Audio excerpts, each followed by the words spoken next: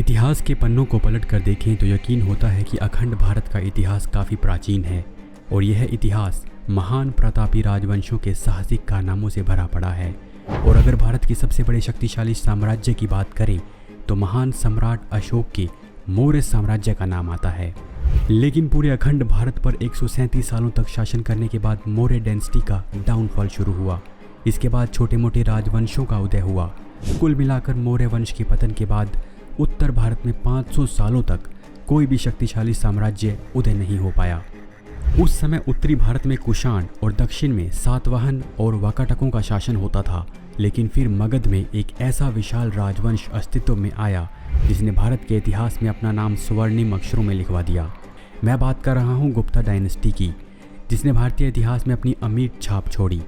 लेकिन इस महान गुप्त साम्राज्य की शुरुआत कैसे हुई और कौन थे इस राजवंश के फर्स्ट रूलर, और ऐसा क्या कारण था जिससे इस महान साम्राज्य का अंत हुआ, तो आज के इस वीडियो में हम इन्हीं सवालों के जवाब जानेंगे। लेकिन अगर आप हमारे चैनल पर नए हैं तो मेक श्योर इस वीडियो चैनल को सब्सक्राइब करना ना भूलें। चलिए अब आगे बढ़ते हैं। श्री गुप्त वंश की स्थापना कुषाण शासकों के सामंत श्री गुप्त ने की थी, जो पहले जमींदार हुआ करते थे। श्री गुप्त को ही गुप्ता डायनेस्टी का संस्थापक माना जाता है। कई इतिहासकारों का मानना है कि ये वैश्य थे और इन्हीं के नाम पर गुप्त वंश का नाम रखा गया। प्रभावती के पूना ताम्र फलक के अनुसार श्री गुप्त को आदिराज के नाम से जाना जाता था, क्योंकि इन्होंने ही गुप्त साम्राज्य की नींव रखी थी। और अगर बात करें श्री गुप्त के शासनकाल की तो इन्होंने 240 से 280 ईस्वी तक शासन किया था। इतिहासकारों के अनुसार गुप्त वंश के पहले राजा का नाम केवल गुप्त था। श्री की उपाधि तो राजा बनने के बाद धारण की गई। ऐसी संभावना जताई गई कि श्री गुप्त मरुंडों के अधीनस्थ एक शासक था, यानी एक सबऑर्डिनेट रूलर था। लेकिन बाद में इंडिपेंडेंट होकर इन्होंने महाराजा की उपाधि धारण की थी। वैसे श्री गुप्त को उनके स्वयं के शिलालेख या सिक्कों के द्वारा प्रमाणित नहीं किया जाता, लेकिन पहला वर्णन उनके परपोते समुद्रगुप्त के इलाहाबाद स्तंभ शिलालेख में मिलता है। इलाहाबाद स्तंभ शिलालेख में समुद्रगुप्त के पूर्वजों का नाम श्री गुप्त बताया गया है। इसके अलावा बनारस के पास से कुछ मुद्राएं और मोहरें प्राप्त हुई जिस पर गुप्तस्य और श्री गुप्तस्य लिखा हुआ था।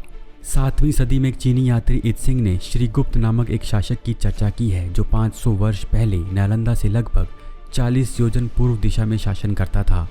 तो दोस्तों, ये बात हुई गुप्त साम्राज्य के संस्थापक श्री गुप्त की। चलिए अब आगे जानते हैं इनके उत्तराधिकारी के बारे में। श्री गुप्त के बाद गुप्ता एम्पायर का राजकाज उनके पुत्र घटोत्कच ने संभाला, जिनका कार्यकाल 280 से 1319 ईस्वी माना गया है। जबकि कुछ इतिहासकारों के अनुसार इनका शासन 3री शताब्दी के अंत से लेकर 4थी शताब्दी की शुरुआत तक था। अपने पिता श्री गुप्त की तरह घटोत्कच समय के शिलालेख से प्रमाणित नहीं हुए, बल्कि इनके पोते समुद्रगुप्त के इलाहाबाद स्तंभ शिलालेख में घटोत्कच का वर्णन मिलता है। इन्हीं शिलालेखों में श्री गुप्त के साथ साथ इनके पुत्र घटोत्कच को भी महाराजा के रूप में डिस्क्राइब किया गया है। हालांकि श्री गुप्त और घटोत्कच का दर्जा निम्न था। ये सामंती राजा कहलाते थे, जो घटोत्कच के पुत्र और श्री गुप्त के पोते चंद्रगुप्त प्रथम से कम शक्तिशाली थे। चंद्रगुप्त प्रथम। अब बात करते हैं घटोत्कच के पुत्र चंद्रगुप्त प्रथम की, जो कि गुप्त वंश के सबसे प्रतापी राजा माने गए हैं, जो भारत के उत्तर और मध्य भाग में शासन करते थे। चंद्रगुप्त प्रथम को महाराजा धीराज की उपाधि मिली हुई थी, जिसका मतलब होता है राजाओं के भी महान राजा। इससे साफ पता चलता है कि चंद्रगुप्त प्रथम अपने गुप्त वंश के पहले सम्राट थे। इतिहासकारों के अनुसार चंद्रगुप्त प्रथम का विवाह एक प्राचीन कबीले लिच्छवी की राजकुमारी कुमार देवी से हुआ। इस विवाह से इनको अपनी पॉलिटिकल पावर बढ़ाने में काफ़ी मदद मिली। विवाह के बाद चंद्रगुप्त लिच्छवी प्रदेशों का एक मजबूत शासक बन गया था। इसके अलावा चंद्रगुप्त प्रथम ने सोने के सिक्के भी जारी किए थे, जिसके फ्रंट साइड पर चंद्रगुप्त और कुमार देवी के चित्र बने हुए थे और सिक्कों के बैक साइड पर एक देवी को शेर पर बिठाया हुआ दिखाया गया है। इससे पता चलता है कि यह अपने राजवंश के पहले शाही शासक थे। इलाहाबाद स्तंभ शिलालेख से भी पता चलता है कि चंद्रगुप्त ने अपने बुढ़ापे के समय में सिंहासन का त्याग कर दिया था और अपने बेटे समुद्रगुप्त को अगला राजा नियुक्त किया था। समुद्रगुप्त गुप्त साम्राज्य के दूसरे सम्राट थे, जिन्हें भारत के महान शासकों में से एक माना जाता है। प्राप्त जानकारी के अनुसार ये पता चलता है कि समुद्रगुप्त अपने पिता चंद्रगुप्त की तरह से ही महान शासक थे। खंडित ऐरन पत्थर के शिलालेख में कहा गया है कि समुद्रगुप्त के पिता ने उनकी भक्ति, धार्मिक आचरण और वीरता के कारण उन्हें उत्तराधिकारी के रूप में चुना था। समुद्रगुप्त के ऐरन पत्थर के शिलालेख में बताया गया है कि समुद्रगुप्त ने राजाओं की पूरी जनजाति को अपने अधीन ले लिया था। ऐसा भी माना जाता है कि जब दुश्मन राजा समुद्रगुप्त के बारे में सोचते थे तो भयभीत हो जाते थे। मथुरा शिलालेखों में भी समुद्रगुप्त को सभी राजाओं का विनाशक बताया गया है।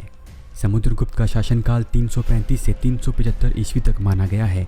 इतिहास की जानकारियों से पता चलता है कि समुद्रगुप्त ने उत्तरी भारत और दक्षिण क्षेत्र के कई राजाओं को हराया और उनके राज्यों को अपने साम्राज्य में मिला लिया। समुद्रगुप्त मुख्य रूप से हिंदू धर्म के अनुयायी थे और भगवान विष्णु के भक्त थे, लेकिन वो बौद्ध और जैन धर्म का भी सम्मान करते थे। इतिहासकारों के अनुसार वो एक कवि, विद्वान, महान योद्धा, संगीत प्रेमी और कुशल शासक थे। समुद्रगुप्त के बाद उनके अगले उत्तराधिकारी समुद्रगुप्त के बड़े बेटे रामगुप्त बने। रामगुप्त, वैसे तो गुप्त डायनेस्टी के ऑफिशियल रिकॉर्ड्स में रामगुप्त का नाम कहीं नहीं मिलता है, लेकिन गुप्त लिपि में लिखे गए कुछ अभिलेखों से रामगुप्त के अस्तित्व के साफ प्रमाण मिलते हैं। रामगुप्त चंद्रगुप्त प्रथम और समुद्रगुप्त की तरह शक्तिशाली शासक नहीं थे, बल्कि भोग विलास में अपना जीवन जीकर अपने राजकार्य में बिल्कुल भी ध्यान नहीं देते थे। इस स्थिति का लाभ उठाकर मथुरा के शक राजा रुद्रसेन ने रामगुप्त के राज्य पर आक्रमण कर दिया। हार के बाद रामगुप्त ने एक ट्रीटी एग्रीमेंट पर साइन किया, जिसमें रामगुप्त अपनी पत्नी ध्रुव देवी को शक राजा को देना स्वीकार करता है। इस शर्मनाक घटना को सम्राट रामगुप्त का छोटा भाई राजकुमार चंद्रगुप्त द्वितीय सहन नहीं कर सका। बदला लेने के लिए चंद्रगुप्त द्वितीय ने एक स्त्री का वेश धारण किया और शक राजा के महल में प्रवेश करके राजा रुद्रसेन का वध कर दिया। इस घटना के बाद चंद्रगुप्त की पूरे साम्राज्य में वाहवाही होने लगी और सभी मंत्रिमंडल का उसे पूरा सपोर्ट मिला, लेकिन बड़ा भाई रामगुप्त इससे जलने लगा। चंद्रगुप्त द्वितीय ने अपने बड़े भाई रामगुप्त को उसके बर्ताव के कारण मार दिया और फिर खुद राजा बनकर सिंहासन पर बैठ गया। बाद में महारानी ध्रुव देवी ने उनसे विवाह कर लिया। इस तरह से कठिन समय में चंद्रगुप्त ने अपने साम्राज्य के साथ ध्रुव देवी के मान सम्मान की भी रक्षा की। असल में देखें तो समुद्रगुप्त के बाद चंद्रगुप्त द्वितीय को ही एक योग्य शासक माना जाता है। चंद्रगुप्त द्वितीय, प्रजा और मंत्रीगण चंद्रगुप्त द्वितीय में समुद्रगुप्त की छवि देखने लगे, क्योंकि वह अपने पूर्वजों की तरह बुद्धिमान और योग्य शासक थे और पिता समुद्रगुप्त की तरह अपने राज्य का विस्तार कर रहे थे। इनका शासनकाल 380 से 415 ईस्वी तक चला था। वैवाहिक गठबंधन के माध्यम से चंद्रगुप्त ने अपनी पॉलिटिकल पावर को और ज़्यादा स्ट्रॉन्ग किया। चंद्रगुप्त द्वितीय ने मध्य भारत की नागा राजकुमारी कुबेर नंगा से शादी कर ली। इसके अलावा उन्होंने अपनी बेटी प्रभावती का विवाह वाकाटक राजकुमार रुद्रसेन द्वितीय से किया। इस तरह चंद्रगुप्त द्वितीय मध्य भारत के वाकाटक साम्राज्य को इनडायरेक्टली कंट्रोल करने लगे। आगे चलकर पश्चिम में मालवा और गुजरात जैसे क्षेत्र पर विजय प्राप्त कर ली, जिस पर शक क्षत्रपों का शासन चलता था। पश्चिमी क्षत्रपों का सफाया करने के कारण ही चंद्रगुप्त द्वितीय को शकारी विक्रमादित्य भी कहा जाने लगा। चंद्रगुप्त द्वितीय के शासनकाल के दौरान उज्जैन को गुप्त साम्राज्य की दूसरी राजधानी बनाया गया था। इसके अलावा इनके दरबार में ऐसे 9 विद्वान थे जिन्हें 9 रत्नों के रूप में जाना जाता था, जैसे कि कालिदास, अमर सिंह, धन्वंतरी, शंकु, ब्रह्ममिहिर, शपानक, घटकरपारा, वरुरचि और वेताल भट्ट। कुमारगुप्त प्रथम, चंद्रगुप्त विक्रमादित्य के बाद गुप्त साम्राज्य की बागडोर उनके पुत्र कुमारगुप्त प्रथम ने संभाली। कुमारगुप्त का शासनकाल 415 से 455 ईस्वी तक बताया गया है, जो शांति समृद्धि का प्रतीक बताया जाता है, और इस तरह से गुप्त वंश में सबसे लंबे समय तक शासन कुमारगुप्त ने ही किया था। विश्व प्रसिद्ध प्राचीन नालंदा यूनिवर्सिटी को कुमारगुप्त ने ही बनवाया था, जहां विश्व के कई भागों से स्टूडेंट्स पढ़ने आते थे। वैसे तो कुमारगुप्त ने अपने राज्य की सीमाओं को आगे नहीं बढ़ाया, क्योंकि अपने राजवंश के विस्तार में कुमारगुप्त को कोई दिलचस्पी नहीं थी, लेकिन अपने पराक्रम और शौर्य से पिता द्वारा दिए गए साम्राज्य को 1 इंच भी कम नहीं होने दिया और अपने शासनकाल के दौरान मौजूदा गुप्त साम्राज्य को ज़्यादा मजबूत किया। आपको बता दें कि कुमारगुप्त युद्ध के देवता कार्तिकेय के बड़े उपासक थे। प्राचीन जानकारी के अनुसार गुप्त साम्राज्य पर पुष्यमित्र और श्वेत हुनों ने आक्रमण किया, लेकिन कुमारगुप्त और इनके बेटे स्कंदगुप्त ने बड़ी बहादुरी से पुष्यमित्र और श्वेत हुनों को हराया था। इसके बाद अपनी जीत का जश्न मनाते हुए इन्होंने अश्वमेघ यज्ञ भी किया था, लेकिन इसके बाद भी हुनों का आक्रमण लगातार जारी रहा।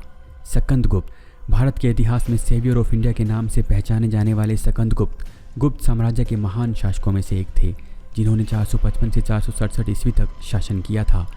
इनके शासनकाल से पहले और शासनकाल के दौरान 460 ईस्वी में हुनों का आक्रमण हुआ था। असभ्य हुण जाति ने पहले तो गांधार पर कब्जा किया और बाद में तक्षशिला यूनिवर्सिटी को नष्ट कर दिया, लेकिन स्कंदगुप्त ने इनका मुंह तोड़ जवाब दिया। इसके बाद 50 सालों तक गुप्त साम्राज्य पर कोई हमला नहीं हुआ। स्कंदगुप्त को उनके दादा चंद्रगुप्त द्वितीय के समान विक्रमादित्य की उपाधि मिली हुई थी। बताया जाता है कि स्कंदगुप्त के सबसे बड़े कंपटीटर उनके सौतेले भाई पुरुगुप्ता थे। क्योंकि स्कंदगुप्त पुष्यमित्र और हीणों के खिलाफ अभियोजना में लगे हुए थे, तब पुरुगुप्त ने सिंहासन पर कब्जा करने के लिए अपने पिता की बीमारी और स्कंदगुप्त की एब्सेंस का पूरा फायदा उठाया। इसीलिए स्कंदगुप्त को सिंहासन पाने के लिए अपने सौतेले भाई पुरुगुप्त से लड़ना पड़ा। स्कंदगुप्त की मृत्यु के बाद उसका सौतेला भाई पुरुगुप्त शासक बना, लेकिन वह अधेड़ उम्र में शासक बना था। इसके बाद गुप्त साम्राज्य आपस में बंटने लगा और कमज़ोर होता गया। इसके बाद के कुछ रूलर इस प्रकार हैं: कुमारगुप्त द्वितीय, बुद्धगुप्त, नरसिंहगुप्त, बालाद्वितीय, भानुगुप्त। लेकिन हुनों के लगातार आक्रमण एवं गुप्त राजवंश में चले इंटरनल कॉन्फ्लिक्ट्स की वजह से गुप्त डायनेस्टी का पतन हो गया। तो दोस्तों, इस महान गुप्त साम्राज्य के उदय से लेकर पतन तक आपको किसका शासन सबसे बेहतरीन लगा, आप हमें कमेंट करके ज़रूर बताएं। और अगर आपको ये वीडियो पसंद आया तो वीडियो को लाइक और शेयर ज़रूर करें। साथ ही ऐसे ही वीडियो देखने के लिए आप हमारे चैनल को सब्सक्राइब कर लें। धन्यवाद।